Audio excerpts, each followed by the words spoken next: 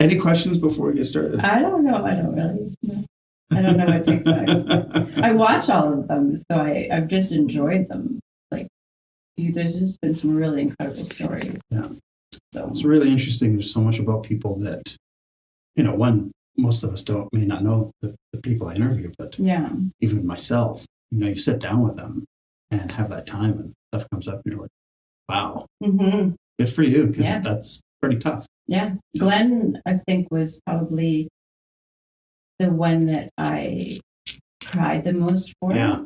And I learned the most from. The 5 Elements of Letting Go, the podcast.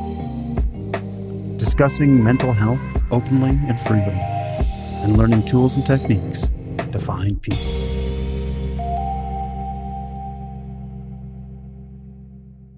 All right, so first off, I want to apologize for the sound for the beginning of this podcast. I had pressed the wrong button in GarageBand, and so it recorded in a much different way. It wasn't running it through my Rodecaster like it usually does. And partway through, I realized that I hadn't recorded the Rodecaster as well, so I pressed that. And so the second half of the interview, the sound is much better.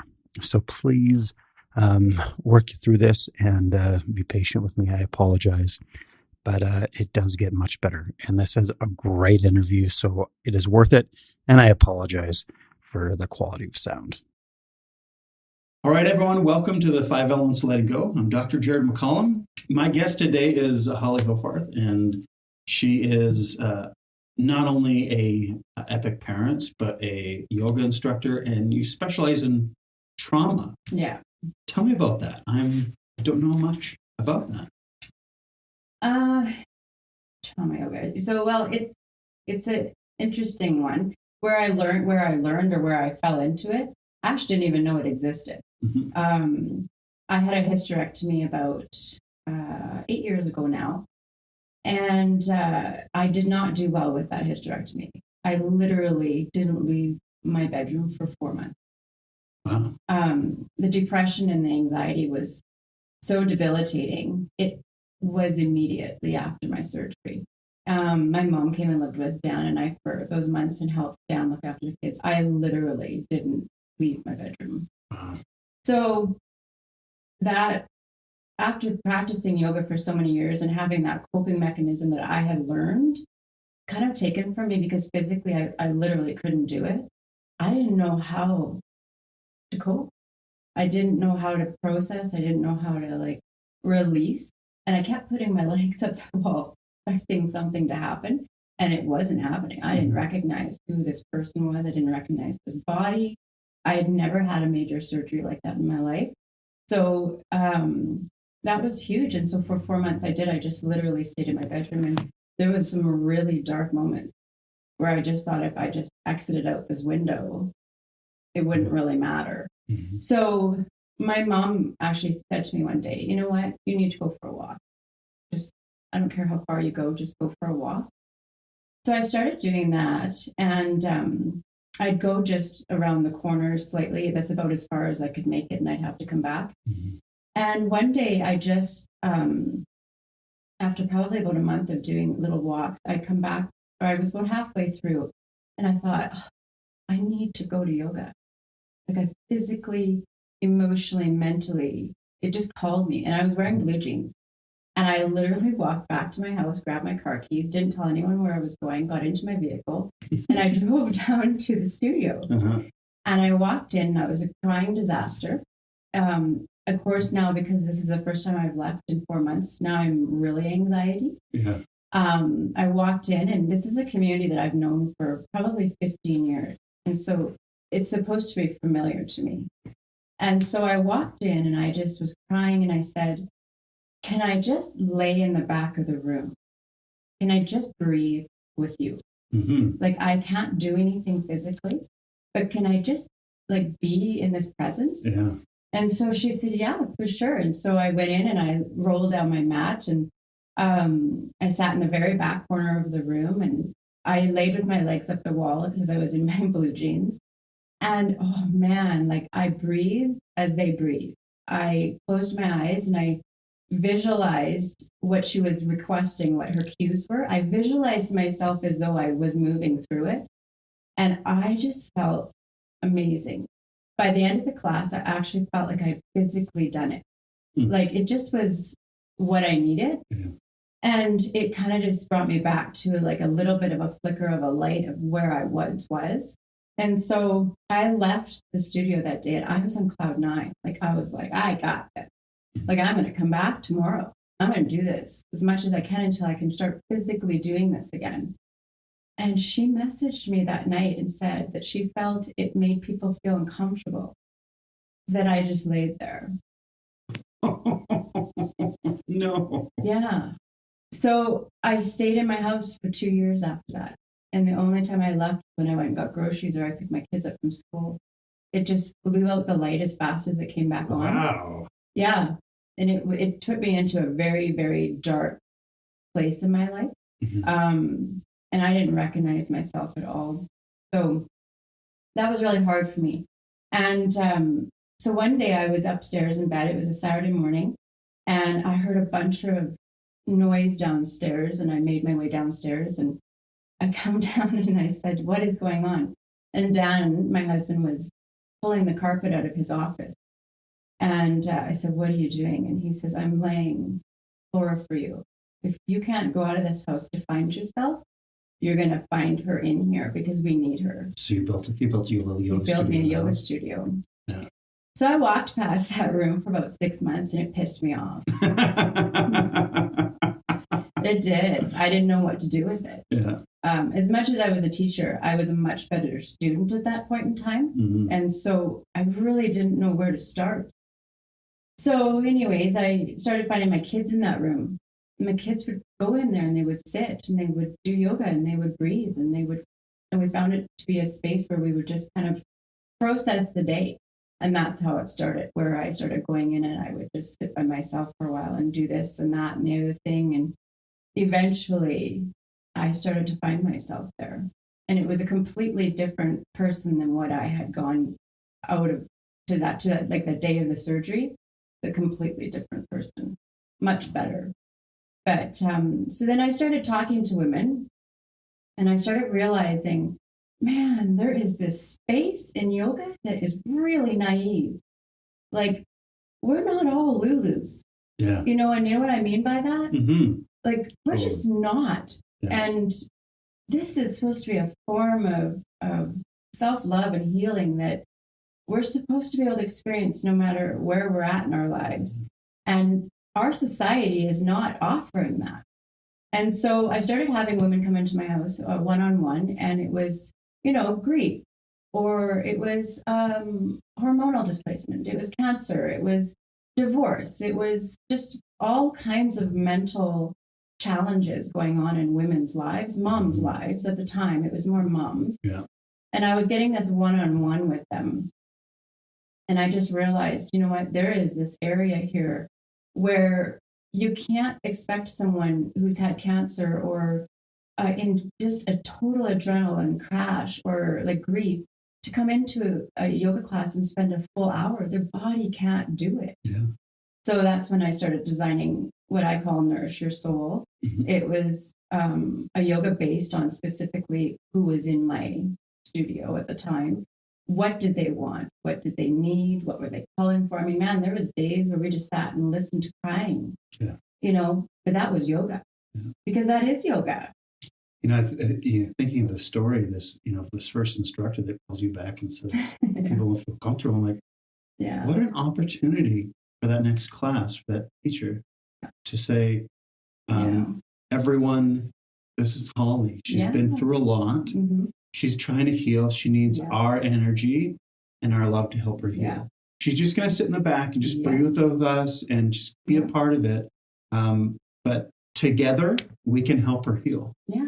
And just think that communication and that understanding not only would it have lifted you up and brought you out of that so much faster. But would have taught all those people in that room that it's their community that we heal. Yes. And that's all I needed. I needed their breath to pull me back through. Yeah. That's what I needed. Yeah.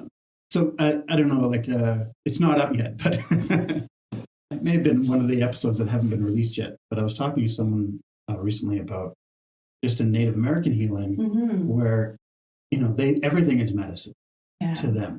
And one of the things that I really respect and love, and I find very beautiful about the practices and their healing, is when someone is, hurting spiritually and emotionally, they bring them before everyone.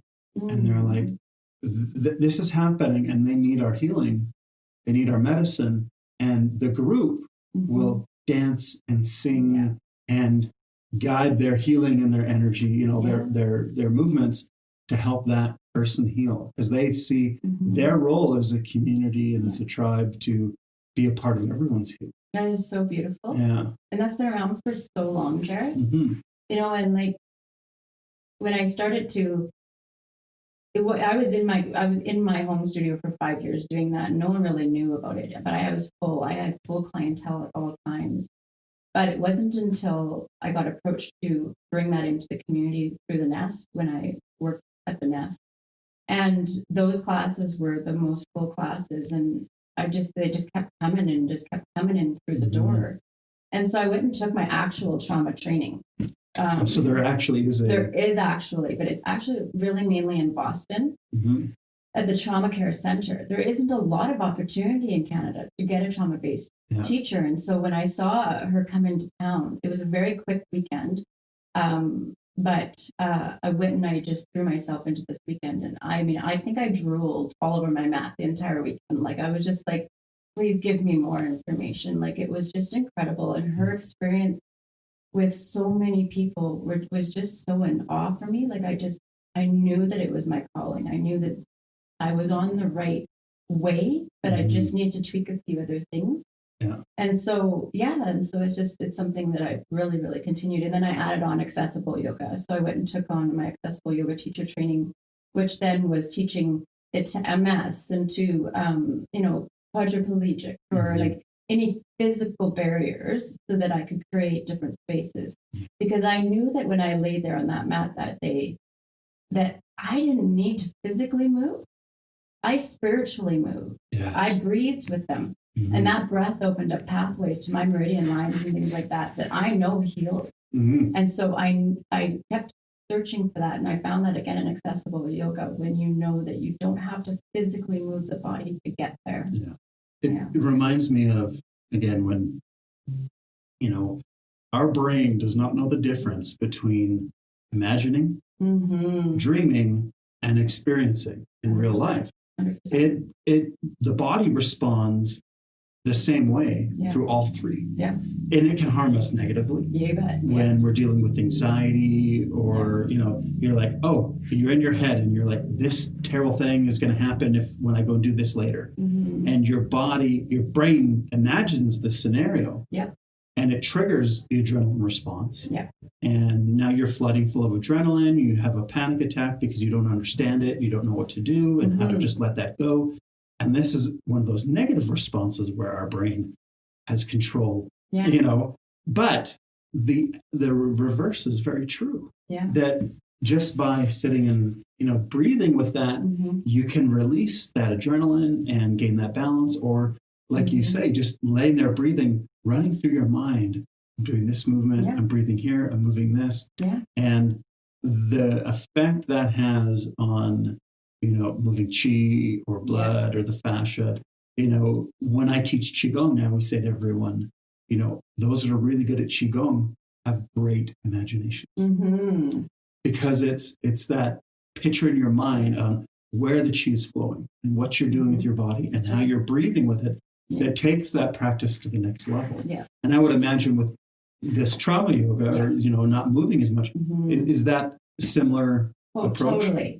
And I think that's why I'm so, so grateful for that teacher calling me that day and telling me not to come back.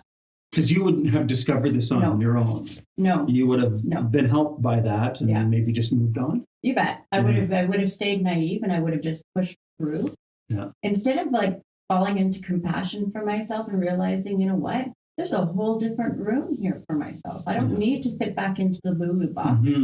And so I totally agree with you, Jared. it can be a negative thing or it can be a positive thing to go inside of yourself like that. And like I'll talk a lot about in the trauma classes, or not even my trauma classes, like a class I taught this morning, right here, right now is a conversation we have, or story versus reality. That's another conversation we'll have with ourselves. The story I'm telling myself right now about this anxiety moment is, I'm already 5 steps ahead of myself in this conversation. I need to bring myself back to right here, right now, and actually say, you know what? No, I'm not actually already doing that anxiety-driven thing. I'm actually right here, right now in this chair, in these jeans, with you right here, looking at your eyes. And to me, right here, right now, I'm safe. And so it's about bringing people back from story to reality, and doing that through self-conversation and rewiring of the brain. Yeah. And that's trauma yoga. So it's interesting because like the story is so important in our lives, but if you give too much power to the story and not, being grounded in that story, it's that, whether you're, spending all your time in the future thinking of all the things you want and the life you want, and your mind is there rather than in the moment, living now and doing the things to reach those goals. You're just distracted by your story. And that's one thing, like, when I practice with patients, I don't ask them their story. I noticed that actually. Because I find the story is distracting from the healing. Because healing doesn't happen in the story. No. Healing happens in the moment. That's right. So let's let go of the story for this moment and focus on your body and what it needs to do to get you healing. And once we get you balanced and healed, then you're strong enough. Now we can rewrite your story. Oh, yeah. Because I always look at it as hardware and software. Yep. Like we have to fix the hardware so we can rewrite your software. That's right. And that's the story or your beliefs and how you approach your mental health and how you approach your decision making. And once we can fix that hardware, then there's a possibility to heal. Yeah. But if we try to rewrite your story while you're still imbalanced, while the hardware is still, or a mess, it's just not possible. And I find it, again, I say again and again, when someone says to you, well, just think positively. I love that. Or just smile. That pisses me off. It does, because it's unkind and unfair. It's very unfair. Because that person is not in a position to rewrite that software yet. They're so challenged and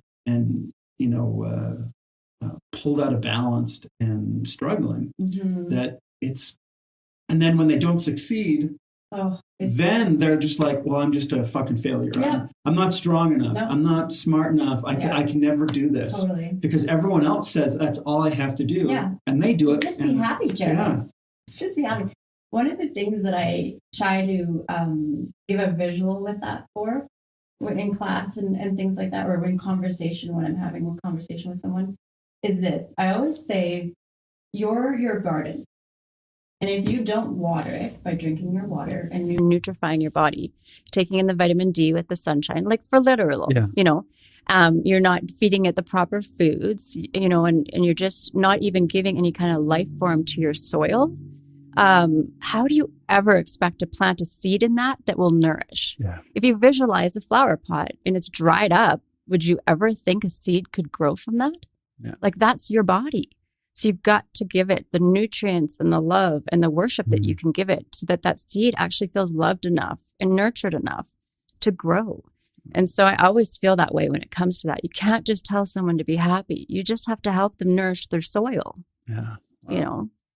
So how long were you in that place? With the depression? Yeah. Well, it would have been about 2.5 years. And one of the things that did pull me out was I came back to acupuncture. I went back, and it was actually just on fluke. I went to my sister gave me a free appointment with someone working with her, and it triggered something in me. Yeah. And so, acupuncture started the meridian lines. It started opening pathways up. And at that time, I was starting to find yoga back in my own space again. Mm-hmm. So between the two partnerships, that's kind of where it came for me. So probably a full on 2.5 years. But, I have the best kids and the best husband because all of them stopped their lives to give me space to heal. Mhm. And they all just allowed me to work through it. Like they never judged. They never made me feel like a failure as a mom or a wife. They all just really rallied around. Yeah. And I'm so grateful for that. Like I look back at that. My kids were young, and they were going through their own shit too, right? Yeah. And so it's just like when you really support, like you have those great foundational parts of you, Mhm. you can pull through, but you really have to nourish the soul, So Well, and your story isn't unique.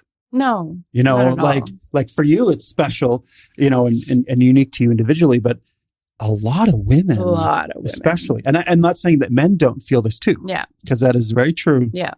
But I do think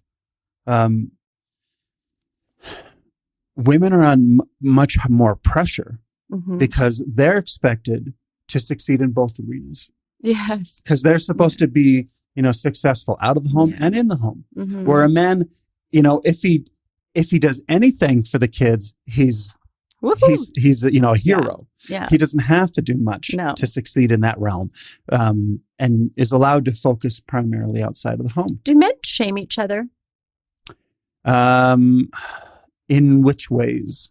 Parenting, relationships, like the way that women shame moms do mom shaming? I don't think so. Like, I can't say I have a lot of male friends. Yeah. And the male friends I do have are gay. Yeah. So it's a different discussion. Yeah. I think for men, there's this, there might be the shaming of,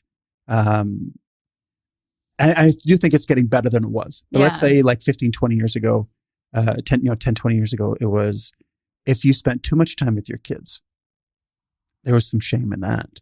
Almost. Interesting. Because I think it was like, what do you whipped? Yeah. What do you, you should be focusing on your work and school and all those other things. Why are you doing all that? So I do think that's kind of changed. I can't say I've ever experienced, shaming from, the only shaming I ever got was in the Mormon church not being good enough, or, your calling in the church, like what role are you good enough? Are you righteous enough? Those things like that. Because there is an expectation of how you should live and act within that realm. So I experienced some of that. But out of that realm, I can't say I've experienced that. I do think women are harder on each other. Oh, you're damn straight. And I don't get it, because everyone else is like, it's like the world against women in so many ways, and why they don't kind of like work together to lift and, because they're so good at it when they're in that place. But it does seem like at times they're really they can attack each other very easily. Very quick. And like, I love it when women are like, we're here to lift each other up and, empower each other. And I found that that's the community that I'm drawn to. Like when I actually see the action to that. Yeah. Because a lot of women will talk the talk, but they don't actually put action into that conversation. And so those are the women that I'm most attracted to. Like you get a girl crush on them. Like you're like, this is a real ass woman. Like I love that. This fierce person. But women are really rough. But you know what? I'm really been blessed that I haven't raised my girls during a time where I had social media, really. Yeah. For the most part, I was kind of like that. I was a broke mom doing everything alone a lot when my girls were little. So I really did miss all of the, a lot of the mom shaming that happens today. I mean, I guess I could have it with Noah being 11, but I really actually don't purchase a pass to that. So I really don't find myself getting mom shamed. And if I am, I'm very oblivious to it because I don't, like I said, I don't purchase a pass to that train ride. So, I love that term. Yeah. So, but. I do think there's that expectation of, and I think it's really hard I see this with a lot of the young moms that come in the clinic because there's that pressure to, prepare 100% organic meals for your kids at lunch. Never let them watch TV, always doing crafts and doing all these things, schedule your kids and everything. Like, you're supposed to give your kids this perfect Yep. life. And I've always felt that, kids are only young for so long. It's such a short period. They have to grow up so fast. Yeah. And the expectations, like life is not easy as an adult. Mm-hmm. So I always look at it as let them, be as young as they want, as long as they want. Yeah. And then when they're ready to make, they want to grow up and make those decisions, then that's when I start treating them like adults. And it's like, okay, you want this? This is the consequences of making these decisions. Just be prepared. Yeah. And kind of guide them through that. But it's, you could just see the overwhelming stress in a lot of these young moms, just because kids can be a fucking handful. Oh my God. They can be really difficult. They're colicky, or they're not sleeping, or they're, just really active, curious kids that just take a ton of energy out of you. There's so many things in there. And we don't give enough leeway and patience and understanding, especially with the moms. Yeah. Dealing with all of that. Well, I was 19 when I had Mackenzie. So I was a child myself. Yeah. I was, 6 hours away from my family. So when I had Mackenzie, the postpartum depression, it showed up at the doorstep for sure. I didn't understand it back then. No, I don't think back then no one knew much about it. Yeah. Well, no, unless you had a book in your hands back then, you didn't know what it was. Yeah. I had a really phenomenal doctor who actually about 6 months in said to me, "This is what's happening, Holly. I want you to go and do this, that, and the other thing."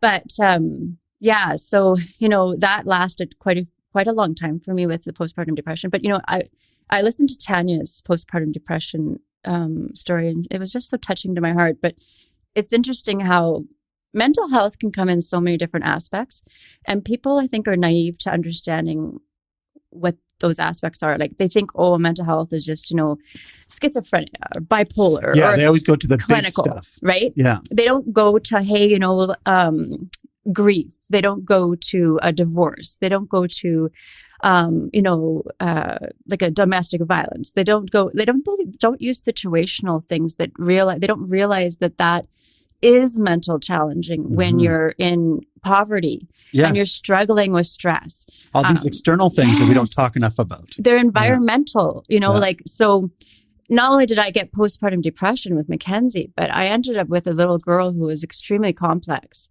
and started showing it, here and there. I can look back now and I can see it very clearly at 5 months, but at the time I didn't. But it wasn't until she ended up with her 12-month vaccination, because I was being like a super good mom. And I say good in quotations, meaning like doing what I thought I was supposed to be doing, with everything and not questioning society. So she ended up with her 12-month vaccination, and within 11 hours had a massive, massive seizure, and ended up with 2 of those massive seizures, and something I had never seen before. And you need to realize I was only 20 at the time. I was broke. I was alone. Had no family, and I ended up in the children's hospital, and they've made me feel like it was my fault. And it was extremely traumatic for me. So I have definitely post-traumatic stress from that situation. And Mackenzie became more complex as the years went on. And I did everything I possibly could at the time that I knew of to keep her safe, and just, and that was part of my postpartum depression, was the control factor. I learned some very, very good control patterns. And that was part of the depression. It was like you start to control your situation that you don't really have control of. So you start to try to grasp for anything you can possibly grasp for. And her health became something that I controlled very much so. But it was also the time where I got exposed to natural medicine from a fella in the community. And I started taking little courses here and there, to kind of try to give myself more power, right, over the situation. But, as her years went on and the complexity with her case got more and more, and Western medicine didn't understand it, you start to really shame yourself as a mom, because what am I doing wrong? Yeah. Like, why is this little girl got a turkey dinner still in her belly from a month ago. She hasn't gone to the bathroom, and the doctor's telling me that's normal. But I know that if a turkey dinner was sitting in my fridge right now, it would be moldy. Yeah. So if it's in her belly, like, what's going on here? Like, there were just silly things about it that didn't make sense to me. But man, as a mom, I knew something was very wrong, but I was shaming myself for not knowing what it was. It's interesting how medicine, when they don't have the answer, it's the parent's fault. Yeah, absolutely. They didn't know. Something you're doing wrong because we should, we can't figure it out. No. And back then, though, Jared, celiac was not a conversation. Yeah. It seemed like it all of a sudden came in like a fad or something like that. But if someone would have diagnosed Mackenzie with celiac, when she was, 5, I mean, we'd have a different path than what we've gone on. But, I wouldn't change it now at all because it's became who she is. Yeah. Because of all of it, she's gotten her own feet dirty because she's had to find her own quality of life. Yeah. But that kind of stuff as a mom, as a young mom, old mom, whatever it is, when you have a child who's sick a lot, and I'm talking hospital sick. Yeah. It wasn't just a little bit of sick. We were hospital sick a lot. And stuff that causes trauma, which then causes the depression. Oh, of course. It wasn't that I was just a depressive person. My situation as a mom, you're trying to control and you're trying to advocate and you're trying to push and stuff like that. And that's really hard on your adrenals. And then they started to crash on me, and I was alone.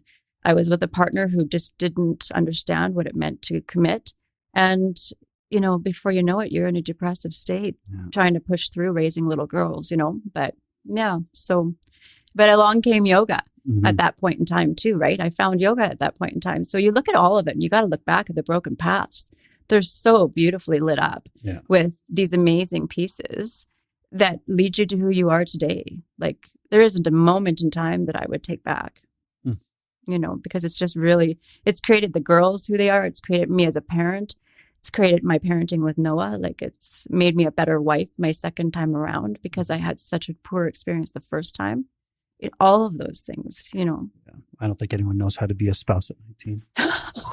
Let me tell you, I was shitty. Yeah, totally.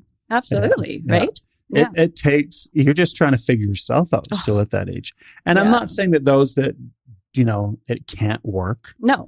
But I'm saying it's so much harder. Oh, yeah. Because you're still trying to figure it yourself. And, like, I know myself, I came home from my Mormon mission and within 3 weeks was engaged, and 3 months later I was married. How long did you know her? 3 days.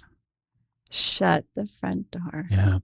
Because again, you're conditioned and trained and taught. But as soon as you get home, your priority is to get married and have kids. Are you not so fucking grateful for being raised as a Mormon, though, Jared? Because I'm serious. Would you be the dad you are today with the sons that you have today if you hadn't had that Mormon experience as a child? There's a lot of things that I will say were beneficial. Yeah. Yeah. Like, I met my best friend on my mission. Yeah. I learned a lot about people and communication and, thinking of others first, things like that. I think what it did is it taught me, again, like, when you go through any trauma or difficulty, you learn from it. Yeah. And I will, as wonderful as my parents are, and as hard as they tried, and they did the best they thought possible, they're still conditioned for only one way of thinking. And because I didn't fit in to it, it was very traumatic for me. Yeah. Being raised Mormon and never, they go on and on about how this personal relationship they have with God and feeling God and all these things. And when you don't feel that and you've never had those experiences and it never felt real. Yeah. And you're just trying your best to fit in. Yeah. Trying your best to be as good as everyone else and understand that when it is not you and you're slamming your head against the wall every day trying to be this other person. Yeah. It's difficult. So again, what it taught me is, fuck all of that. I'm going to accept me for who I am. Yeah. And I will accept my children for who they are. Exactly. And, I may have mentioned before on this podcast that, I remember my oldest son, when he was like 10, we were coming home from church one day and he's like, I'm an atheist. He's 10 years old. What kind of church were you going to? the Mormon church. You were going to Mormon church. Oh, yeah. Okay. So he was still Okay. 10 at that point. Yeah. We were still going to the church and everything. And I'm like, where did you hear that? Yeah. What's an atheist? I asked him because I wanted to know what he thought Yeah. it was to himself. And he goes, yeah, I don't believe in God. And I'm like, oh, okay. That's all right, buddy. That's fine if that's how you feel and believe. But for the time being, we're going to go to church as a family. But you're welcome to believe what you want. Mm-hmm.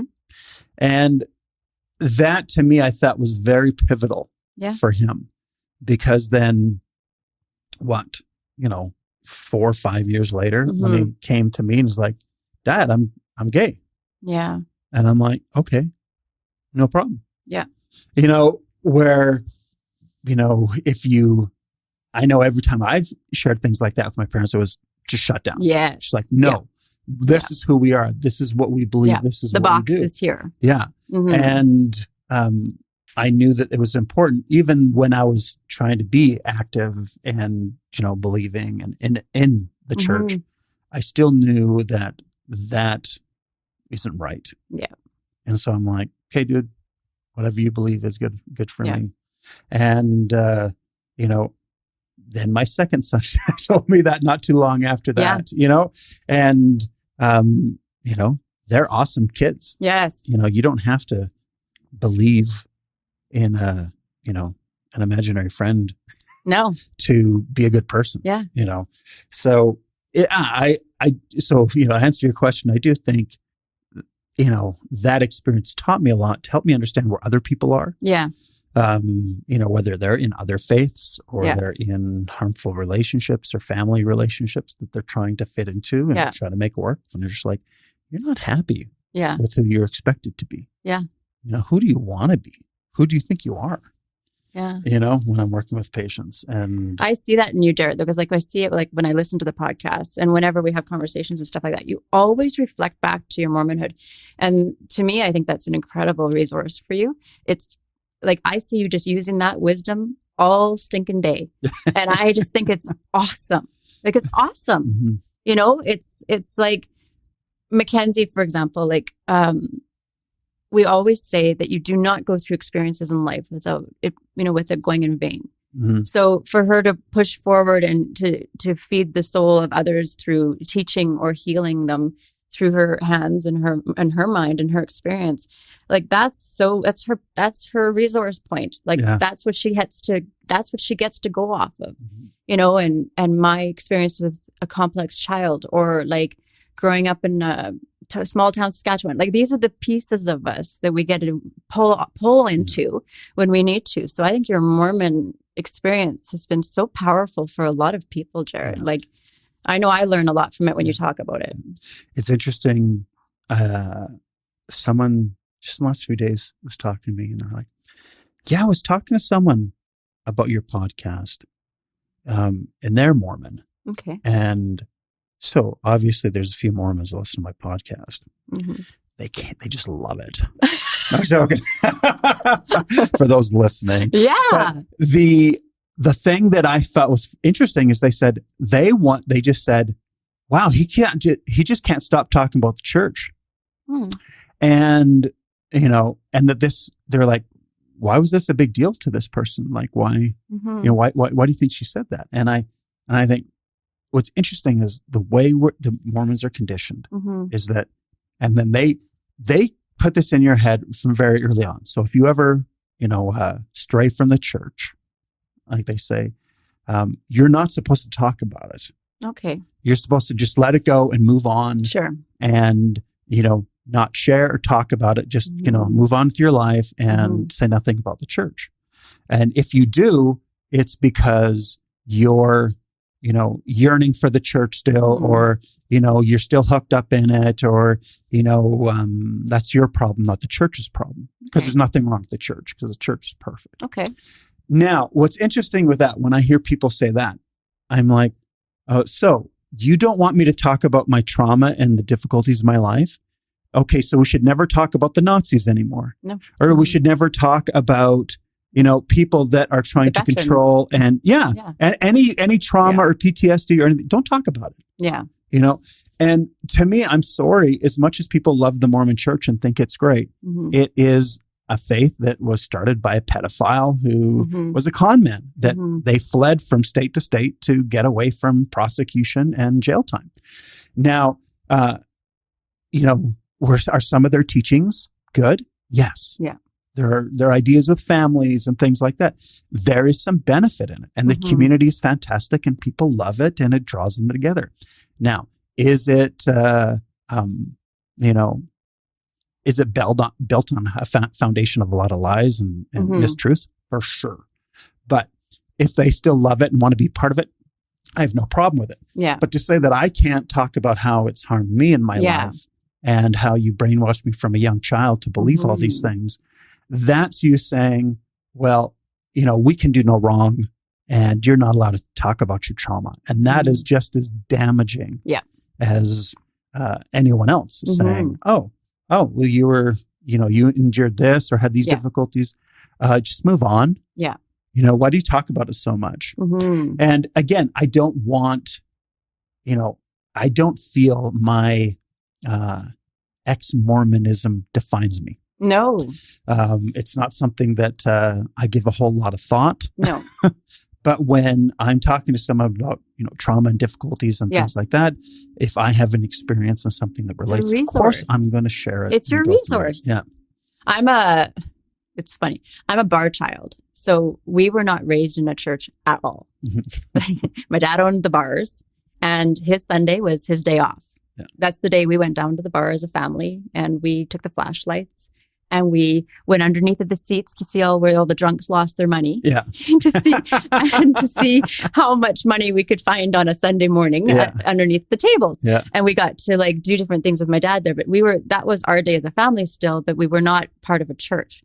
And so when you grow up without any kind of a belief system the way I did, it is a little bit intimidating and a little bit unnerving when your kids come to you later on starting to ask about God, because I didn't know any stories. I didn't know any biblical stories to reflect to. And I remember watching Da Vinci Code or something like that. And I was like, I don't understand this show, but it's because I don't have anything to reflect back on. Yeah. But I have to say, my mind is so wide open. And I always think, when I think of everyone who goes into those buildings every Sunday, I always think they're all just looking for the better good. They're all just wanting the same end result. Yeah. They just want to be loved. They want to be accepted. And I think if I want the same thing, I should be able to get it too, whether I go into a building or not. And so that's just where I've been as a child and an adult. I know that I'm filled with love and I know that I deserve to be loved and held within the value that I was created. Whether I go into a building or whether I land on my mat, to me, it's the same. And so I respect I respect everybody's belief systems. It's scary when it becomes harmful. And there are definitely people in the world that are doing things for a negative side of it. But there is other, like I said, I think the end result of your parents is they just want to be loved and accepted, and they want it the same for their children. But I think us who are born with these kind of, I don't know if it's more of an awakening feeling or an opening to a vortex or whatever it is, we're just more willing to learn what else is out there. And as children, we don't necessarily fit in the boxes because of that, because we are walking the earth a little bit more awakened, or maybe bare feet, in the earth, more so than other people. And so the questions, I think, are bigger for us. Do you know, when you were little and you were questioning things, and maybe your brothers weren't, because maybe you just were more awakened here. Yeah, I think too, with, again, when Crystal and I have these conversations, she thinks it's fascinating how Mormons have an answer for everything. I love it. The book. That, if there was ever a question, one of the prophets, would just say, oh, it's because of this. Sure. And so you can go back, and so literally Mormons think they know it all. And that they are the only ones that are happy, and they're the only ones with all the answers. And what that does is it really stunts your ability to think for yourself. Sure. And question and learn and so on. And I think it's that ability to, self-discover and, figure out what really makes people happy and what we need that is different. Because to me, the image of God, of this, the way people talk about God in Christianity is very contradictory. Yeah. It's this loving God and everything, but, for him to really love you, you have to do these specific things. And if you really want to live with him forever, then you got to do all these special things to get in the special heaven. And it's just like layer upon layer of judgment and expectation and all of this. Where when I think about that, I'm like, gee, my dad is a better dad than God. God's an asshole compared to my dad. Right. Yeah. Because my dad just loves me no matter what. Nice. Yeah. So I never had that respect or understanding for God being this supreme being because the way it's taught, I'm like, why are you people worshiping this guy? Yeah. He's murdered so many people because they just didn't believe the way he wanted them to, or it's okay to murder this person or do that if it's part of his plan, or, kill all the women and children, like genocide in the Bible, how many times, even in the Book of Mormon. And to me, it's just like, that's, like, I'm sorry, but that's a fascist. Yeah. That's not what you would, because if I want a God, that's not the God I want. Right. And, so to me, sometimes I'm like, yeah, I'm going to be a better dad than God. Nice. Right. And I know that some people are listening right now and say, he is so fucking sacrilegious. He is such a terrible person for thinking these things. Yeah. But, to me, I'm like, I'm going to love my kid no matter what. Yeah. Yeah. And I saw those ideas and those concepts growing up in the Mormon church, how harmful it was to so many of my friends and other people. Because if they fucked up. So Jared, I was like I said, I was so oblivious. I have none of that experience to even, like, I hear that a lot, like with different situations and different people. I don't have any of that in my life. Like I'm so naive. And I have shamed myself over the years of different, why wouldn't you know that? Why wouldn't you know this? But now at 45 years old, I'm like, fuck, that's awesome. I don't know any of that. Yeah. I mean, I haven't, I know other things, other stuff in my life, but I don't know that. Yeah. So, the compassion I hold for you is just huge on that. I do. But, I also believe that your children choose you. Yeah. And I believe your children saw you in those situations and they were like, oh, that's who I'm choosing, Yeah. I think too, it's like, like if you grew up in, Norway or Iceland. Yeah. You kind of want to know the stories about the Thor and, Odin and all these things because they are part of the story and the history and the fabric of your community. And, that's the same for the stories in Christianity. They are, that history and story that bind and help people kind of communicate and understand. Yeah. They're just stories. Yeah. And those stories can help you relate and understand people more. Am I not going to be a balanced person if I don't know, what happened to Hanuman or, any of these other stories that, fit into other religions? No. Because I can still teach, and be an example of love and forgiveness and understanding by just being me. That's right. Not by reading a story. Yeah. And again, goes back to, and my son and I talk about this on our podcast a lot, how, morality does not come from a book or a religion. Morality is this ever-evolving social contract that, where, 400 years ago, slavery was okay. Yeah. So was beating your wife and, murdering your slaves or whatever, right? And then as time progressed, we decided slavery was not cool. Yeah. So that's our new morality. Did the Bible change? No. And then it was like, oh, okay, well, we're going to let women own property and vote. Yeah. Okay. Our morality changed there. We decided that women are equal. Yeah.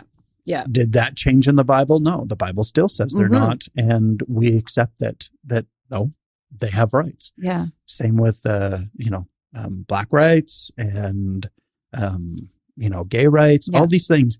Our morality continues to evolve and make more sense. And it's moving at a far more faster pace than religion is. And most religions catch up over time. The Mormon religion is very delayed, but it's getting there because it has to survive. Yeah. That's why they let blacks finally have the priesthood in the 70s. And all of a sudden it was a revelation from God. And that's why now they're changing their stance on gay. Are they? In the church. Well, now it's kind of like, like they came out and basically said, if you, like, kids of Mormon parents can't get divorced. Kids of gay parents can't get baptized. And I have to so if you're like two dads and their kid wants to get baptized, the Mormon church wouldn't let them because their parents are gay. They have to wait till they're 18, and then they have to denounce their parents for their behavior to be baptized. Right. So that's slowly changing in there.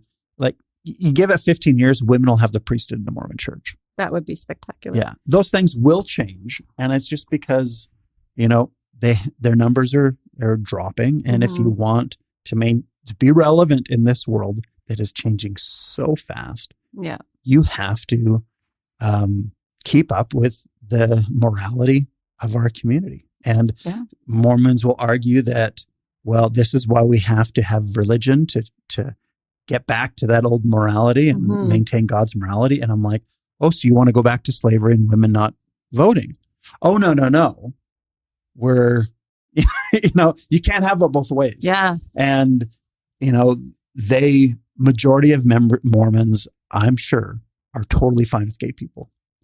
So this is, if you look at this again, Jared, this is another example of a situational mental health scenario.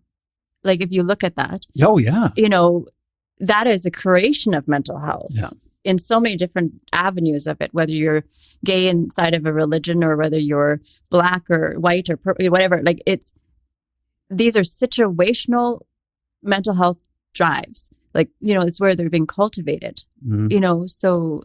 Yeah, we forget when we talk about mental health, we usually think it's internal chemical imbalances that need to be corrected. Yeah.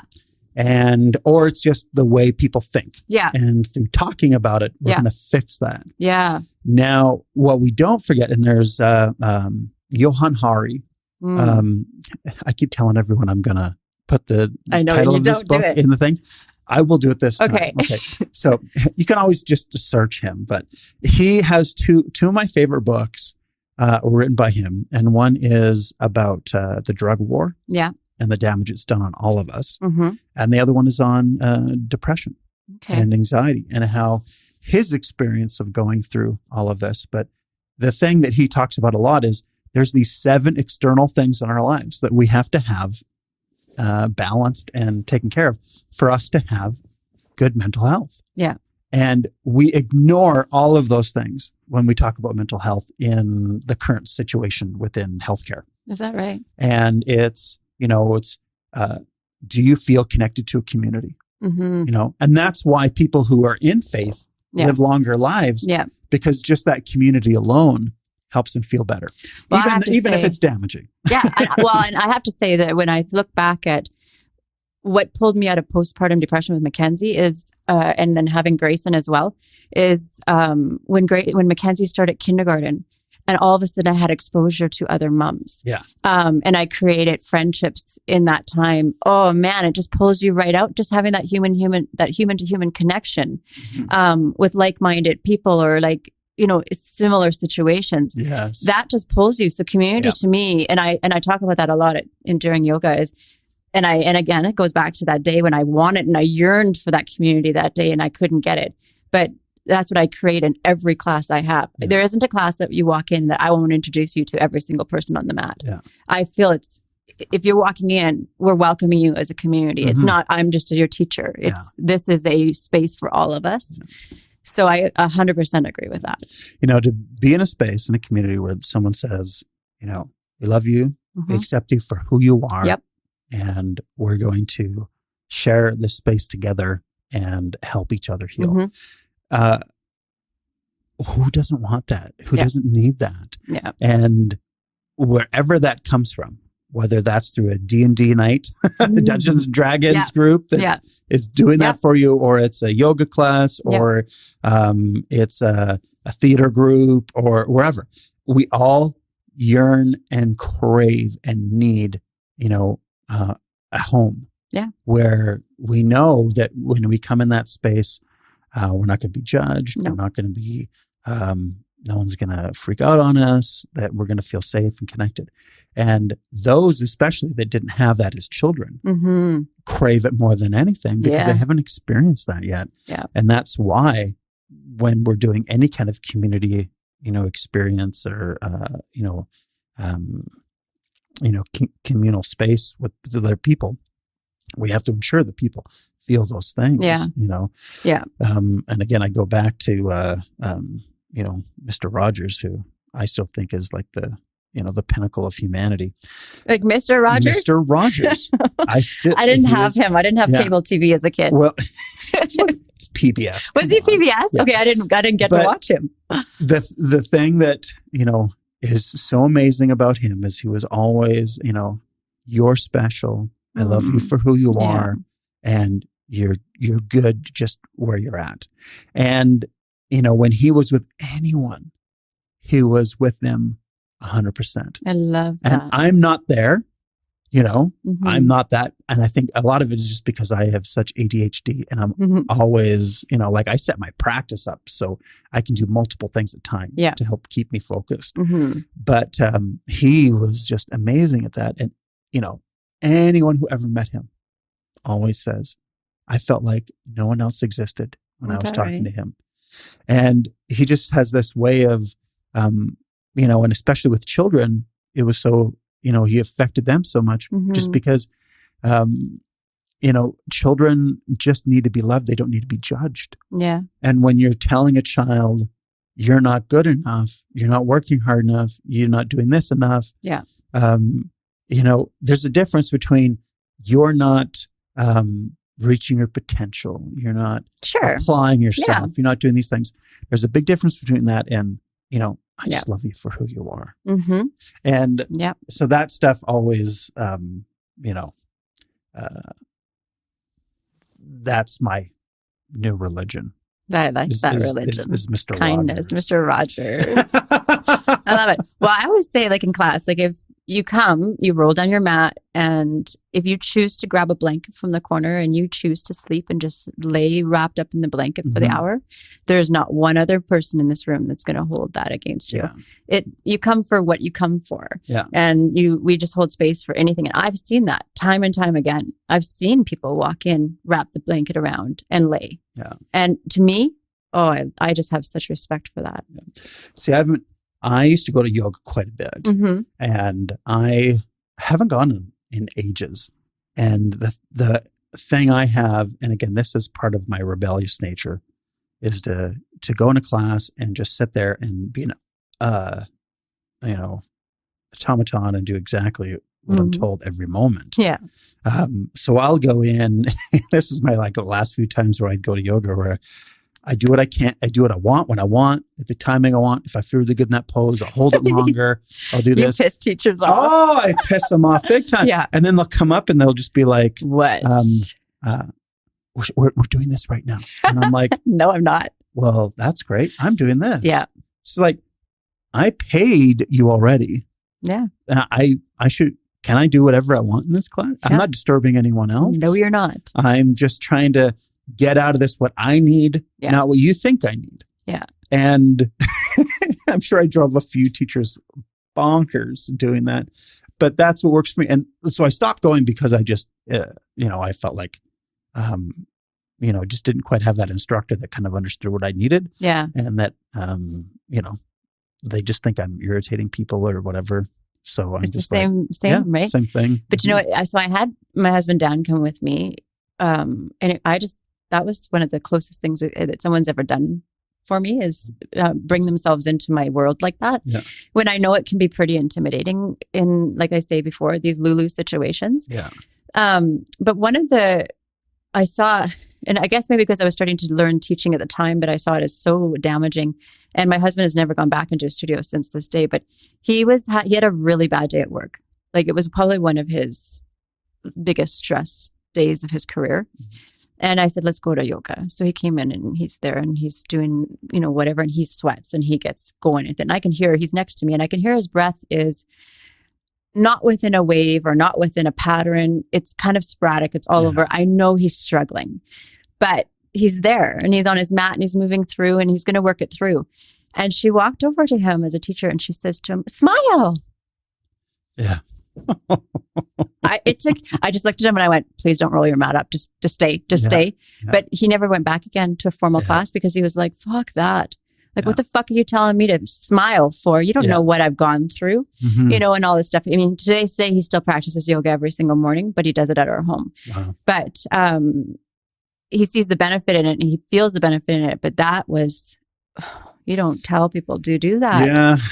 You don't know what they've had before they stepped on their mat. They could have been a doctor who lost a patient that day. Exactly. You don't know. Yeah. So when you're starting to ask somebody to let it go and, just be, no, you can't do that. You can cue them. You can bring them into the space. You can hold space for them, but it's not your right. Yeah. You have a very large ego that needs to be checked at the fucking door. If you're coming in as a teacher thinking that you're going to make everything heal and go away because I'm going to make you do what I want you to do when I want you to do it. Yeah.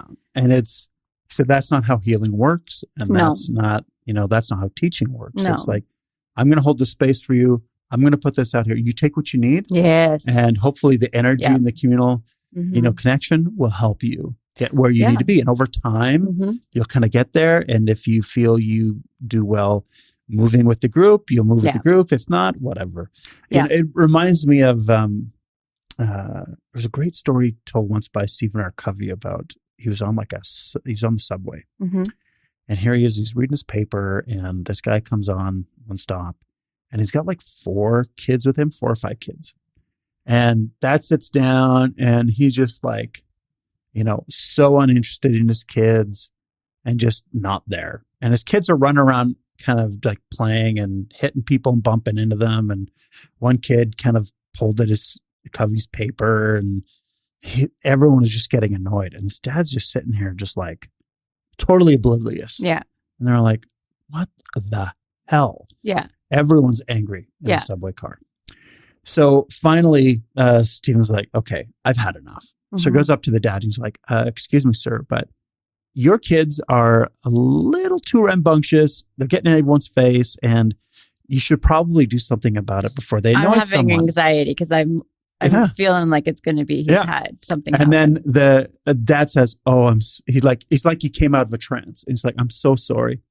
We just got back. We just left the hospital and my mother died. Oh, I knew it. Oh, that's just horrible. I don't know what to do. Yeah. I'll get him under control. I'm really, really sorry.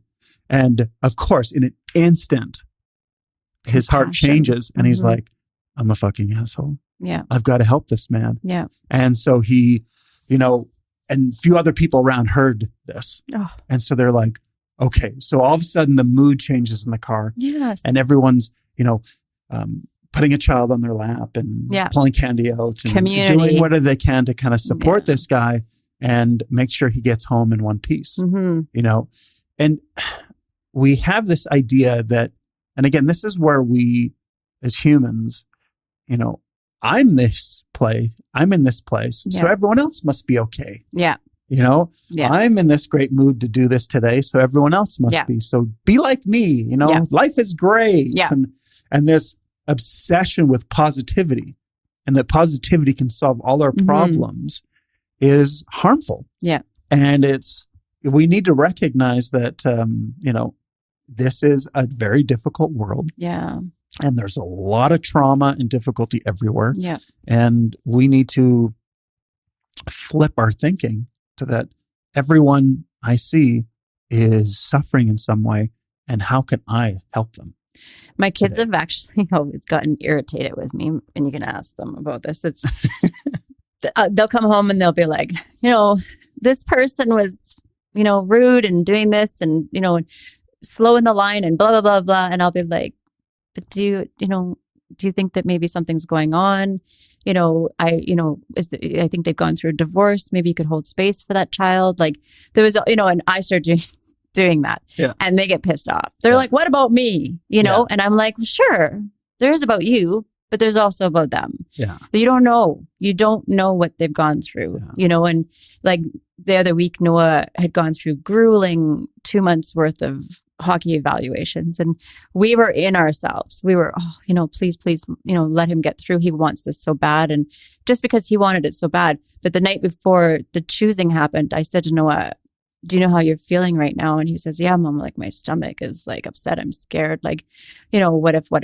And I was like, can you just close your eyes for a minute and put yourself into Coach Mark's, situation? Maybe he's laying in his bed right now. And can you imagine how he is feeling making this decision for all of you? Like, I really would really, take a moment to send him some love and light, because I really feel like he could really use it.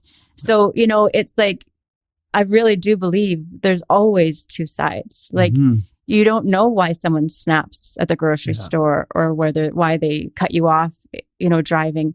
You don't know where they just came from. Yeah. And again, every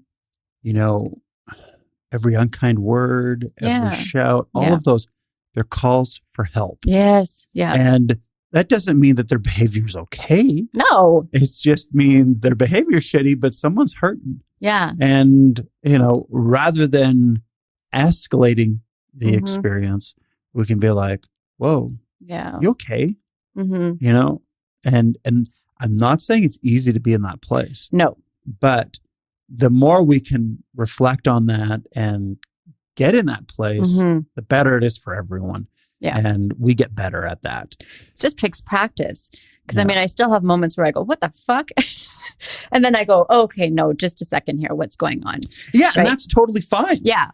Emotions are signals, right? They're just showing us that you think that's unfair. Yeah. Like anger is always caused by injustice. So you're like, okay, I'm angry. Now, is this worth being angry about?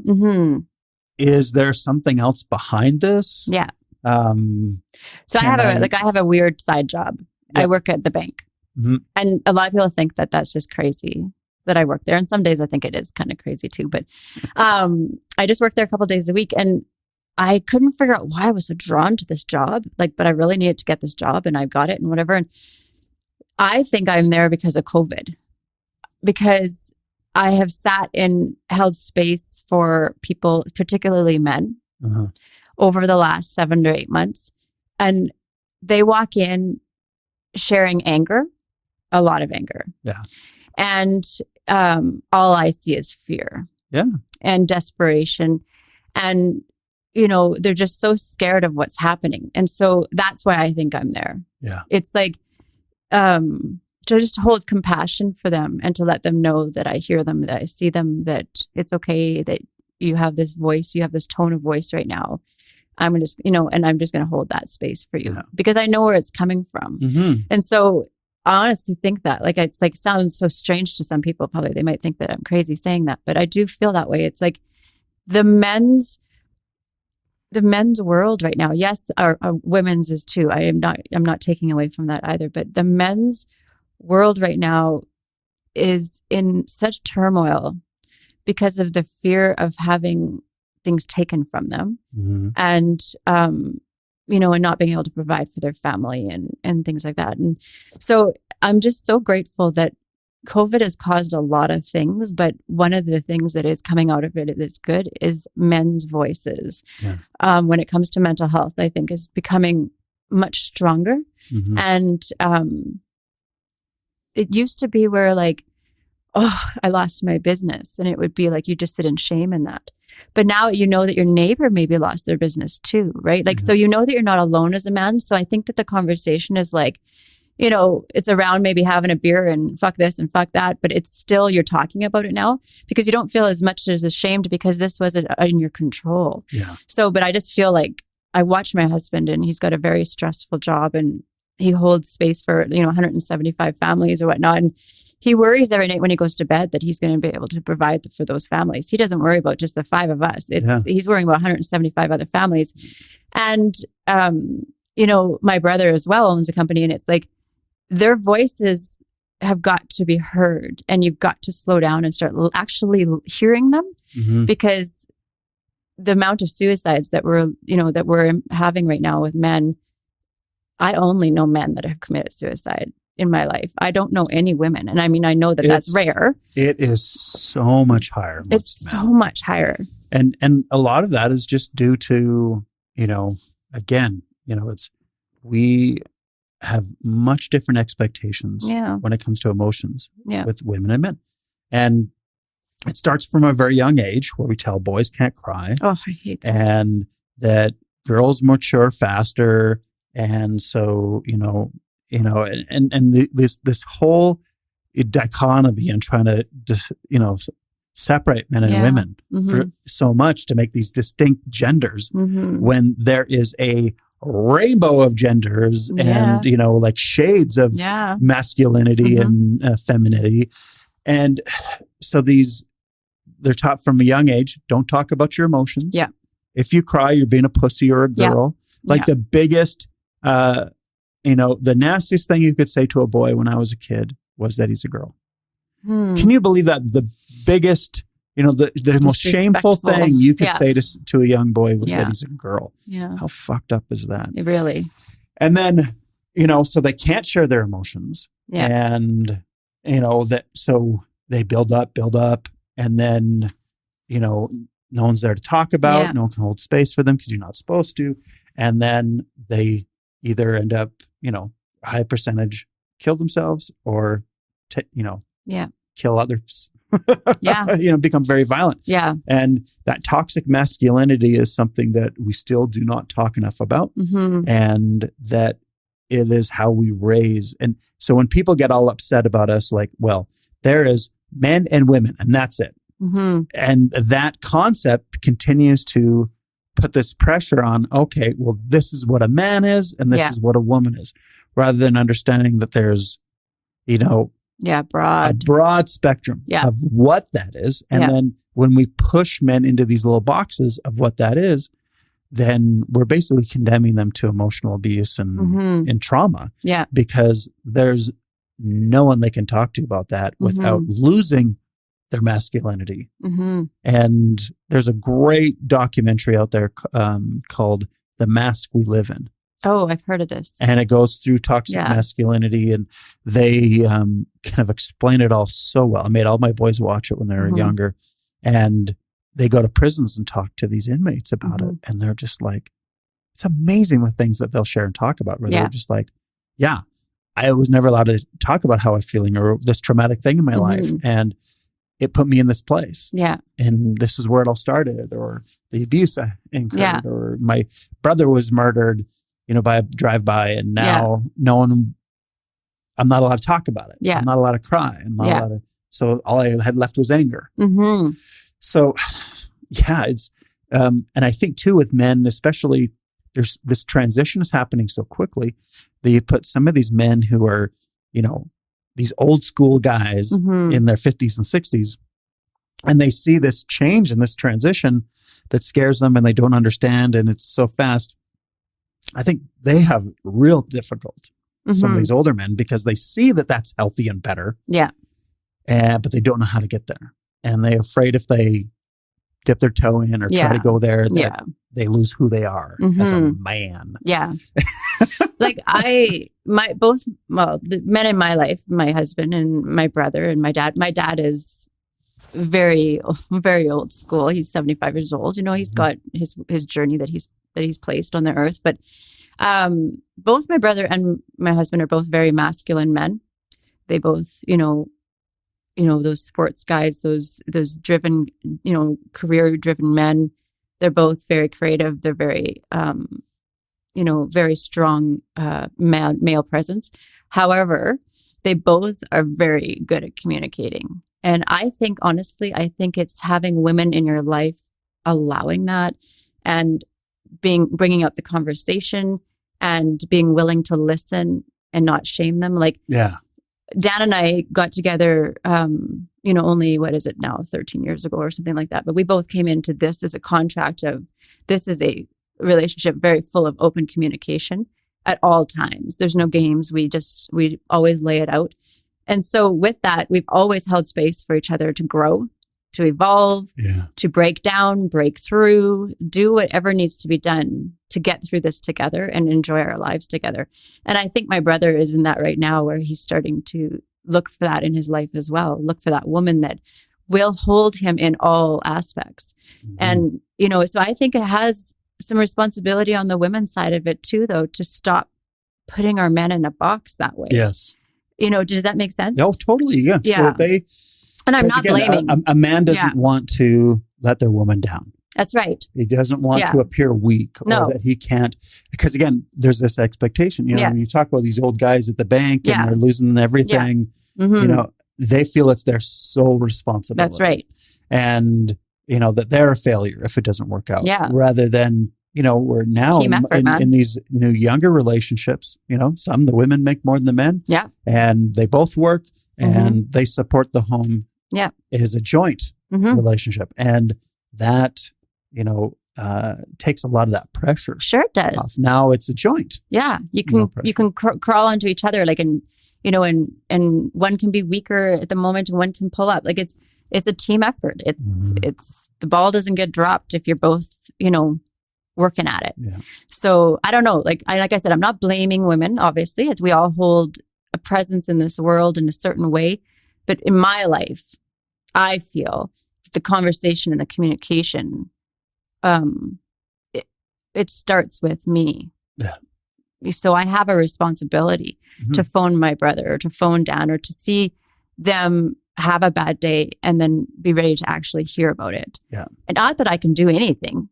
I don't know a goddamn thing about the oil industry or about what my brother does. I don't know anything about it, but I can be human. Yeah. And I can listen, I can love, and I can support. That's right. Yeah. And say, hey, no matter what, we're still going to love and respect you, and we're going to find our way through this. Yeah. Yeah. I can maybe make sure his favorite shirt is washed for tomorrow. Yeah. I mean, like, we do mantras and things like that in our house too. So maybe I start talking a mantra before he goes into a stressful meeting. Like, I can just pull from the resources that I have and see if I can share anything at all. I can't fix the situation, but I can sure hold space for it. Yeah. Well, and this is something you continue to pull back to, this sharing space. So if someone listening and they're like, I've had this traumatic experience, I'm dealing with these things, what is your advice in kind of dealing with that trauma and taking those first steps?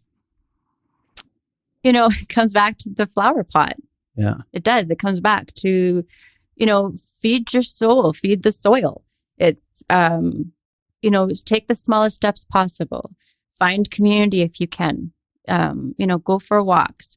For me, when I'm needing something, when trauma starts to poke its head around the corner, because it doesn't ever go away. You just learn to deal with it. But when it does, I go into that warm blanket with the heating pad and I sit with my family, or I go for walks outside. I'm with my cats. I'm with my kids. I'm talking to my mom.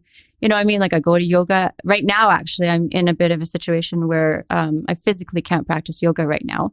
I've hurt my neck. And so I'm in a recovery right now. That brings back trauma of where I was 8 years ago. It puts me back like, holy shit, am I back here again? But it takes me wiring my brain, staying within the reality. Don't drive into the story. Don't start writing a story 5 chapters ahead that I don't even know what's happening in this chapter. Yeah. So try to stay in the here and the now, and just go moment by moment, be loving, be patient to yourself. And I always say too, when they're in the really darkest of the dark, keep the mantra, it's just temporary. Yeah. This is temporary. Yeah. And that's a mantra that I have kept in my back pocket at all times. And it's the one that I think works the best in the darkest moments. It shines just a little bit of a night light so you can get yourself through. Yeah. You know, don't close your mind off to alternative medicine. Open up all doors. All doctors are necessary, you know. So look for, you know, alternative things if something else isn't working for you. Like reach out. We have an incredible community here in Okotoks. I was saying to you the other day, I want you to interview the Orinda Society. And the reason why I want you to do that, Jared, is because they are our seed planting to our children. And if you and I could have learned this stuff when we were really little, we would be different people, you know? And so if you're having children that you're seeing anxiety in, if you're having, you know, and you don't know what to do to help them, there are people. There's yourself. There's Mackenzie. There's Orinda. There's, you know, teachers. There's psychologists. There's yoga. There's all kinds of people in our community right here on our doorstep that can help us. You know, whether it's you're going through divorce and you just need, you know, help with your kids, or whether you've, you know, lost your husband to suicide, like whatever that is, our community here in Okotoks is fucking powerful. Yeah. I've been here for 18 years and I keep getting shocked. Every day I turn around to see the tools that we are all creating here as a community. And it's like yourself, like sharing these podcasts. I haven't known all of the people that you've done the podcast with. I've known quite a few of them. But their stories are so inspiring to me, and they've just taught me so much. And I think that's why I'm so obsessed with a podcast right now, is because I realize I will just never stop learning. It just makes me continue to be better and better and better. Yeah. And the language that I learn through all of this stuff is essential. Yeah. So yeah, just know that it's just temporary. Yeah. You know, COVID is temporary. Yeah. We're getting through it. We actually are. Yeah. Like the numbers are not. We are actually moving forward. Yeah. Whatever that looks like tomorrow, it doesn't matter. But right here today, right here, right now, we're moving through this. We're healthy. We're strong. We're getting through it. There's scientists doing what they need to be doing. There's, you know what I mean? There's action being taken here today. So you can trust in that with COVID being the way it is, it's something that none of us have ever experienced before. So we have no compass point. But as a community and as a society, we're making our way through it. Yeah. And it's temporary. So I love that. Because again, when we get in those dark places, we convince ourselves that either I'm this emotion or this is who I am now or whatever. When it's like, whenever I see kids that come out of the clinic and, you know, they've seen everyone and they're in here now. And the one thing I always tell these little kids, especially the teenagers, they'll say, I want you to know that this isn't who you are. Oh, I love it. This is the imbalance. Yeah. You're imbalanced. And that's what's making you feel this way and giving you these symptoms. When you get balanced, you will be a better you. Yes. And, you know, so don't think, oh, this is who I am. No way. Like, you know, I don't know if you listened to the podcast just last week with Lindsay Tran. No. You know, and when she was a teenager, dealing with, you know, cutting herself to deal with the stress and emotion. And I've seen a lot of kids with that. And it's the same thing. There's trauma and there's pain and they don't know how to express it. Yeah. And they'll do anything not to feel it. I always visualize, and it may be super creepy, but I always visualize when children are cutting, it's because they're actually wanting the bad to leave their body. There's part to that. Yeah. That they, you know, like energetically. Yeah. Yeah. Yeah. It's, you know, they all in their minds, you know, picture it in maybe some different ways, but it's that same thing. It's like, I'd rather feel this than what I'm feeling. Yeah. And when we see that, and again, a lot of the parents that come in, they're terrified that this is happening to their child. Heck yeah. And I'm a terrible parent. Yeah. How on earth did I not see this? How did this happen? Yeah. How did it get this way? And every kid, you know, level and tolerance for trauma is completely different. And so something that you may think was not a big deal was a big deal to them and vice versa. And, you know, it doesn't matter how we got here. Yeah. Let's let go of the story and let's focus on now and how we can heal. Yeah. And it's just like, we're going to help you. We're going to take all that pressure and that excess emotion and all that, you know, just that revving inside of you, and we're going to let it out and we're going to help you feel a little more grounded And then once you're balanced, we're going to give you some other tools. Yeah. Because what they're getting out of that, the release and the temporary balance that it gives them, that's good. It's just the tool they're using to get there is unhealthy. Exactly. You can get to that same place with yoga and breathing and all these other things. Yeah. We just have to get them to the position where they can switch and rewrite that software to use something healthy. Yeah. There's this kind of a joke, but not a joke thing that we used to say to the kids when they were little is that I put a backpack on them the day that they were born. And I've put some really heavy rocks inside of that backpack of trauma and screwing up as a human being, as a mom. And I always say to them when they're 18, I zip it. And now it's their job to spend the rest of their lives taking the rocks out, because it just like breaking through them, seeing what they want to keep inside of the backpack and what do they want to let go of. And it's their right to let go of it. Yeah. But I'm just a human being here trying to do the best I can. And, and I've definitely screwed up on some aspects of it, but I don't take that and put it as a badge of honor. I just say, you know what, I'm human. Yeah. So, and nothing helps your relationship with your children more than apologizing. Oh, heck being honest. Yeah. Like I tell my kids all the time. Don't know what I'm doing. When I did something, I'll be like, guys, I fucked up there. Yeah. I'm sorry I yelled or this happened. That's me. I'm having a rough day. I should have taken out on you. That's my fault. Yeah. So don't you feel bad. You did nothing wrong. It's me. Well, and I think that's such a huge healing is when you can admit it, when you can take ownership of it. It's with any relationship with your children or your spouse or your ex-spouses. When you can take ownership of where you didn't do your best or you could have done better, that just is a learning moment. Yeah. Like huge. And then they learn that, it's okay to make mistakes. Yeah. My parents aren't perfect. Yeah. They're real people. They're doing their best. And so if I make a mistake or I hurt someone, that's what you do. Yeah. You say it. So you can apologize and ask for help and move on. Yeah. It's, I'm trying, over, probably like the last 5 years, I've been working very hard to try to make up for the trauma I've caused my kids through divorce and other things because, you don't know what you're doing when you're young. No. And you do your best. And, if you can teach them those things and those skills to accept yourself and apologize and to move on. Yeah. Well, even our middle daughter, she's going to be 20 next month. And our kids are they're all, and I mean, you should probably say the same. Your kids are also completely different. What I did with Mackenzie doesn't work for Grayson. Yeah. And it's actually very disrespectful for me to think it would because it's not the same journey and she's not the same human being, and so she's here for different purposes. Right. And so I'll say to them when we're going into something, I'll be like, okay, look, we're all blinded here. We don't know. None of us have ever been here and done this. So because we're not, I may have done it as a teenager, but I'm not you. So I can't portray my experience on you and expect the same. Yeah. So, I was just saying, let's just figure this out together because I don't know what the fuck I'm doing. Mm-hmm. So, let's see what works. Yeah. So, and being honest. Yeah.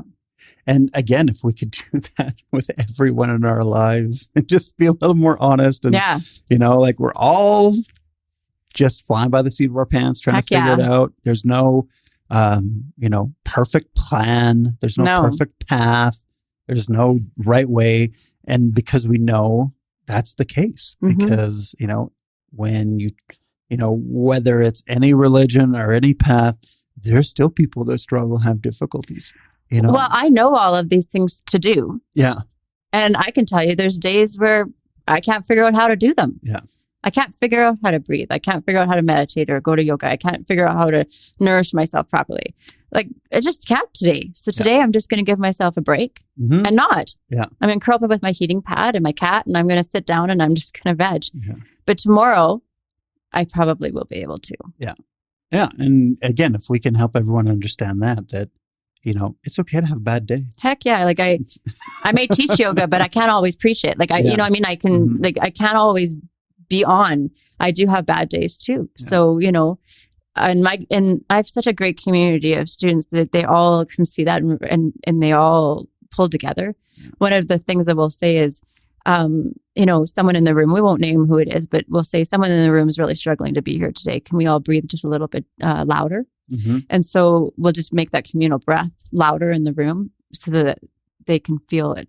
Yeah. You know what I mean? Like, and it's the same thing in our lives with our kids and our relationships. It's, if I'm just having a bad day, can you just breathe a little louder for me, Jared? Yeah. You know, and that's all it is. Yeah. Yeah. I love that.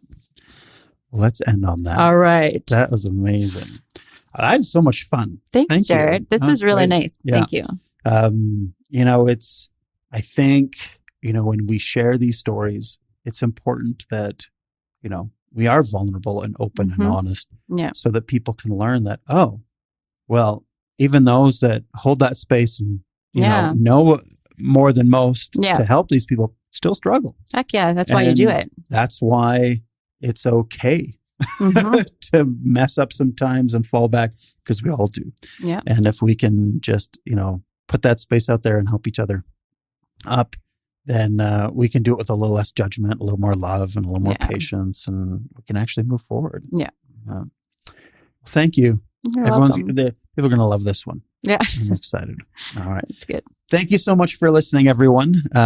We will, I'll get all that information in the description below. We'll even put in some information on Holli and her yoga and where you can find her, because I'm sure there'll be a few that would love to be within your space. Yeah, absolutely. Great. Thank you so much. Bye. Bye. Well, I really enjoyed that interview tonight. I think Holli's pretty awesome. And I've known her for, I don't know, 13 years. And I didn't know what she'd been through. And the depression and trauma that she's been through, you know, as a single mom, a mom with a child with serious health concerns. And then, you know, when she lost her uterus and just couldn't leave her room, like, these things are very real. And I think when we meet people like Holli and we're like, man, she's got her shit together. And, you know, I wish I could be as, you know, awesome and with it as she is. But yet we don't often know these stories. We don't know that a lot of the people we look up to, they've been in dark places and life was difficult for them. But yet they overcame through family and support and, you know, good practitioners and supports, all of those things. So when you feel down, when you feel overwhelmed and like you can't make it happen and you feel super stuck, you know, the only time I can think of where I was ever, you know, stuck in my room that long was COVID. And, you know, to imagine what she's been through is hard for me. And, you know, I've gone through some stuff. This is an interesting interview for me too, because, you know, rarely do I get someone asking me questions, and that was interesting. And I want to point out that, you know, I will admit that I have a complicated relationship with the Mormon Church, and I know some of the things that I share and talk about offend some people, and that's okay. I have no problem with offending them, because it's never on purpose. It's something that, you know, they have allowed their beliefs to become who they are. And so when you attack beliefs, they feel you're attacking them, which I'm not. I'm not attacking any particular Mormon. If I was really concerned about hurting anyone and saying these things, I wouldn't, because I know my parents listen to this. But I do believe there's some good in the Mormon Church, but I don't think the good outweighs what they do to people. And I'm not a fan of organized religion in general, because I do think people are strong enough and balanced enough to care for themselves and live their own morality and path. And I do think that these, you know, organizations hold us back from really developing a strong, cohesive community on this planet. And that day will come. Obviously it will, and we will get better at not judging and, you know, placing these unrealistic expectations upon one another. And So again, my intent isn't to, upset those. And again, if those have a hard time with what I share, they're welcome to listen to something else.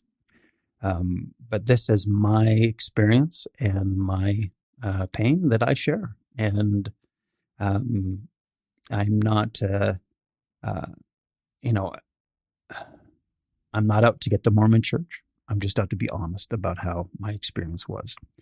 And so, I'm grateful for Holli for, turning the tables and getting me share some of my stuff. And I'm grateful for her determination and to take her trauma and turn it into teachings and supporting others and continually finding that path that fits her and, finding that message that works for her to serve and help others. And for all of us, that's going to look a little different. But I appreciate what she brings into the community. And I know that she's helped a lot of people. And, there's something beautiful about movement and how it heals our bodies and minds. And whether that's through yoga or qigong or walking or running, a lot of people hike. The fact of moving and breathing in any way, it's medicine. And finding that movement that fits you, if you can use it as a tool to let go and center yourself and get into the moment, it can help you heal.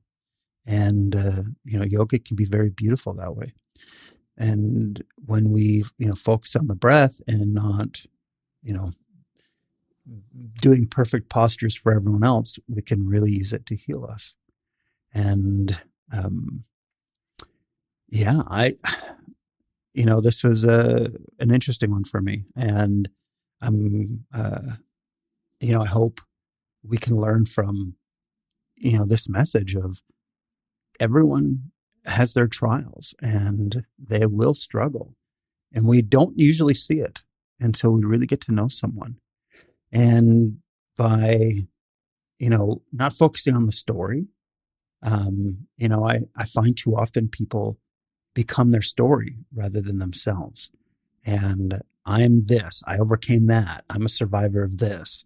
And that can be very detrimental when we focus too much on that story, whether we're still in it suffering or whether we've overcome it, and we focus on being, the one who survived, the survivor of this or that, rather than just being ourselves in this moment.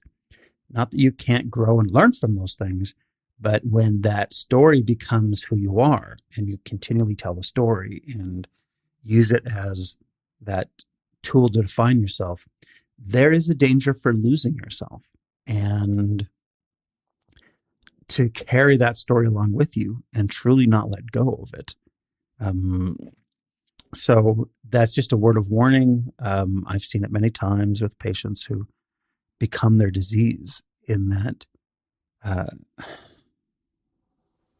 they know so much about it. They've researched so much. They've written about it. They've shared it. They've expressed it to a point where they've allowed it become so much of who they are that if they were to be cured or heal, they would lose so much of themselves in that they have a hard time letting it go.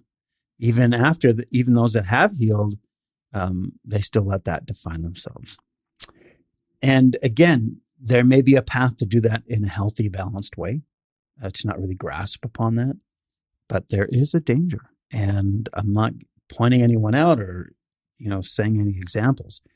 I just hope that you can, if you're seeing that risk of that becoming you, that you can act upon it and get back to who you are in your moment, in the moment, and find your healing and peace, and not becoming those things you've overcome, or not becoming your beliefs, but being you, because you are good enough and you are strong enough and you are amazing. And we need to accept that and be with who we are. So thank you for listening. We've got some really fun guests coming up. And I'm definitely going to check out some of the ones that were recommended here by Holli, because it sounds like a fantastic organization, and I'd love to learn more. If you want to learn more about myself, you can go to jaredmccallum.com. There'll be links below to learn more about my course and what we offer here at Healing Elements. And I am considering looking into a Patreon account or something like that. For those that don't know, it's just a way that if you want to give back to the podcast, you can donate to help us with the costs and to keep this going. And I will look into that. If anyone has any suggestions or ideas on that, I'd appreciate the support and help. So again, take care of yourself. Find some time to be in the moment each day and embrace who you are, because you are awesome. Thank you.